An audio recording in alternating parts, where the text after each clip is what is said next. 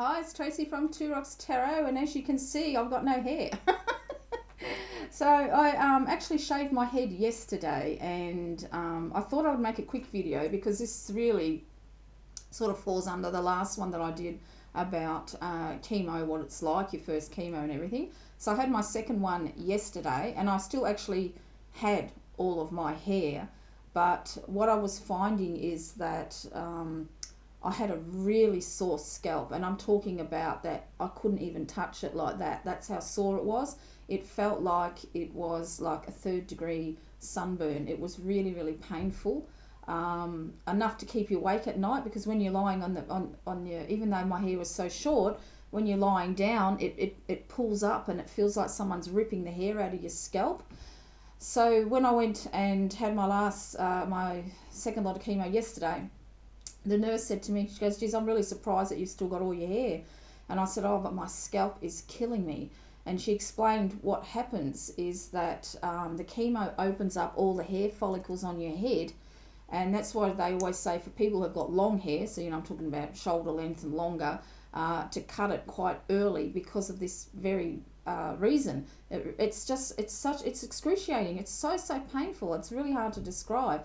So I said, and as for the hair loss, it's quite funny because about 4 days prior, I was losing hair where you don't expect to lose hair, and down in your nether regions, and then it stopped. So you can actually lose your pubic hair, you can lose your eyelashes, you can lose your eyebrows. I haven't got any eyebrows. I have to pencil mine in. Mine only come about that much I've got left, and the rest is all penciled in. So, but my eyelashes and everything have been fine, but I did find that you did lose a little bit of pubic hair, but then it stopped. And then yesterday, or the day before yesterday, actually on the Sunday, I was combing my hair, and it was more like confetti, very, very fine sprinkles coming out. But on the Monday, it was a lot more, and there was just hair everywhere. And my husband said, "I will talk to the nurses and see what they say."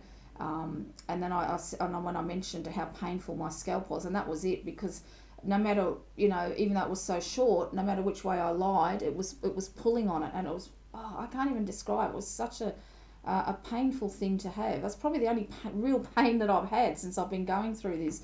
So when we got home last night, after the chemo, my husband shaved my head for me. He done quite a good job. But look how weird. Look how white I am, all on the sides and the back of my head. I'll turn around. I don't know if I can do it. But look at that. It's all white.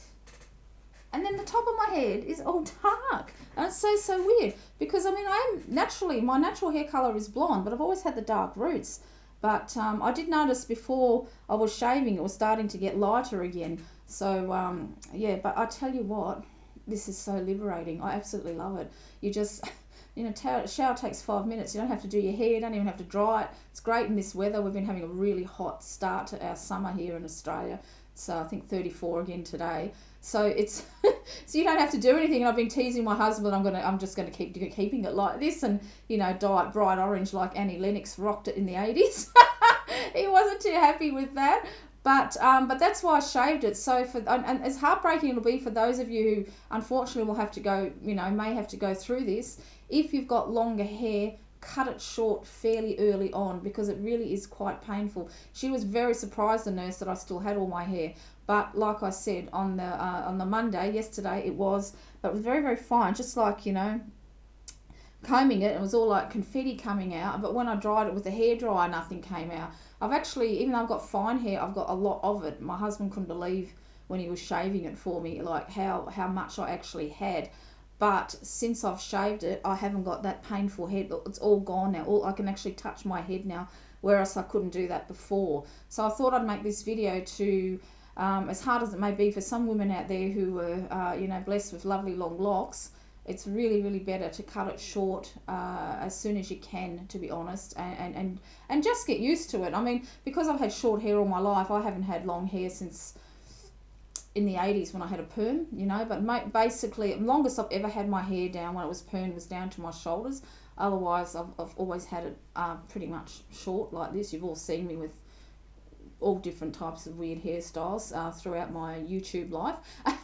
And that's only a very few, I remember my ex-husband used to say to me when we used to get the license photo done, he said, it's like having a new wife every year because you look completely different. So there you have it. So that's where you can lose your hair. Actually, one good thing is about this hair loss too is, I don't know, but when you get older, you get this kind of little peach fuzz on your cheeks, and I was sort of using hair removal cream. Well, that's actually stopped, so I'm hoping that's not going to actually come up. And today, I don't feel as tired as I did from my last chemo. Even to make this video is amazing. Today I got up at 3 o'clock this morning because I had a really good sleep. The last time, the steroids kept me up all night, not so this time. And I think that was because I've been having my reflux tablets. So I got up at 3 because I was wide awake and I didn't want to disturb my husband. And actually made him his breakfast this morning. I had one nausea tablet in the morning because I always find the day after my chemo slightly nauseous, but the reflux tablets have what helped the best. Had that, I've had my breakfast, I still feel wide awake.